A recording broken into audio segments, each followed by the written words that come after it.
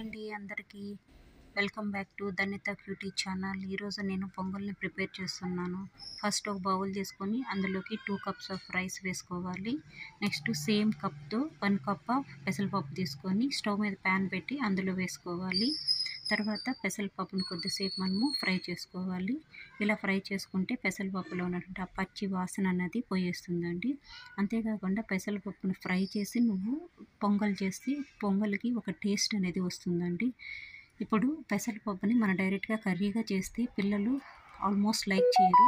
అందుకే నేను పెసరపప్పుని యూస్ చేసి పొంగల్ని ప్రిపేర్ చేస్తున్నాను. ఇప్పుడు ఆ రోస్ట్ అయిపోయినటువంటి ఆ పెసరపప్పుని తీసుకొని వచ్చి రైస్లో వేసేసాను.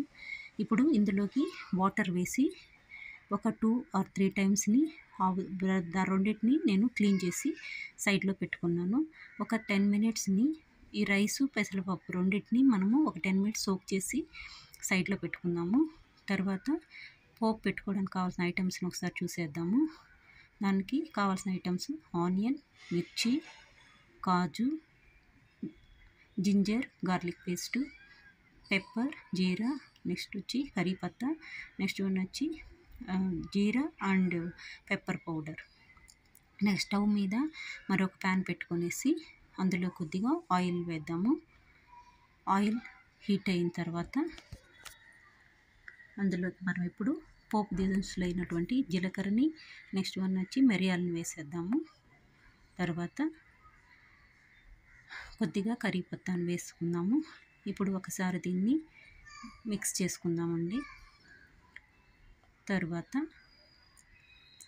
ఇది మిక్స్ అయిపోయింది. ఇప్పుడు ఇందులోకి మనము కాజుని వేద్దాము. కాజు అనేది గుడ్ ఫర్ హెల్త్ అండి. మనము కాజుని ఇలా పొంగల్లో యూస్ చేస్తే పొంగల్కి మంచి టేస్ట్ అనేది వస్తుందండి. కాజు కంపల్సరీ అని కాదు, కావాలంటే మీరు అవాయిడ్ చేసుకోవచ్చు. ఇప్పుడు దీనిలోకి నేను ఆనియన్స్ని అలాగే మిర్చిని యాడ్ చేశాను. ఇప్పుడు ఆనియన్, మిర్చి వేసేసిన తర్వాత మళ్ళీ దాన్ని మనం కొద్దిసేపు ఫ్రై చేసుకుందాము. ఇలా ఫ్రై చేసుకుంటే ఆనియన్లో ఉండేటటువంటి ఒక ఘాటైన స్మెల్ అనేది పోయేస్తుందండి. అంటే ఆనియన్, మిర్చిని కొంచెం ఫ్రై చేస్తేనే దానికి టేస్ట్ అన్నది బాగుంటుంది. అందుకే నేను కొద్దిసేపు ఫ్రై చేస్తున్నాను. మీకు తొందరగా ఆనియన్ ఫ్రై అవ్వాలంటే లైట్గా మీరు సాల్ట్ కూడా మిక్స్ చేసుకోవచ్చు. ఇప్పుడు నేను దానిలోకి జింజర్ గార్లిక్ పేస్ట్ని యాడ్ చేశాను. జింజర్ గార్లిక్ పేస్ట్ కూడా మనం కొద్దిసేపుని ఫ్రై చేయాలండి. ఎందుకంటే దాంట్లో కూడా ఒకలాంటి స్మెల్ వస్తుంది. ఇప్పుడు అది ఫ్రై అయినప్పుడు దాంట్లో నుంచి మంచి అరోమా అన్నది వస్తుందండి. నెక్స్ట్ ఇందులోకి కావాల్సినంత సాల్ట్ని యాడ్ చేసేసుకోవాలి. మొత్తము ఈ పచ్చివాసన పోయేంత వరకు అంతా మనము ఫ్రై చేసేసుకోవాలి. లాస్ట్గా ఫ్రై అయిపోయింది అని మనకు అనిపించినప్పుడు దీనిలోనికి మనం ముందే రెడీ చేసి పెట్టుకున్నటువంటి పెప్పర్, జీరా పౌడర్ రెండింటిని వేసేసుకొని మళ్ళీ కొద్దిసేపు దాన్ని మనం ఫ్రై చేసుకోవాలి. ఒకసారి కలుపుకునేసినాక స్టవ్ని ఆఫ్ చేసేయాలి. నెక్స్ట్ మనము కుక్కర్ తీసుకొని ముందే మనం సోక్ చేసి పెట్టుకున్నటువంటి రైసు, నెక్స్ట్ మూంగ్ దాల్ ఆ రెండింటిని తీసి మనము కుక్కర్లోకి వేసేయాలి. ఇప్పుడు ముందు రెడీ చేసుకున్నటువంటి ఈ పోపు మొత్తాన్ని తీసుకెళ్ళి ఆ రైస్లోకి వేసేయాలి.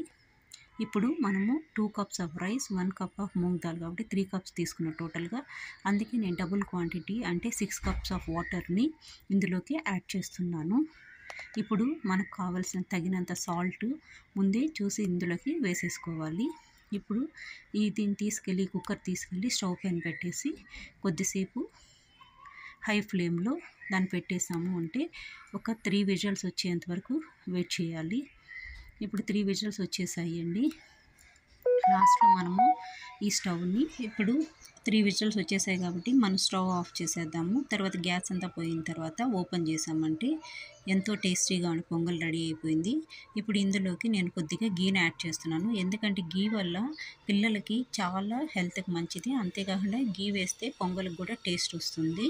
ఇప్పుడు గీ వేసిన తర్వాత ఒకసారి మనం పొంగల్ని అంతటిని ఒకసారి మిక్స్ చేసేసుకుంటే ఎంతో ఎమ్మీ టేస్టీ పొంగల్ రెడీ అయిపోతుంది. Please like and subscribe. Thank you.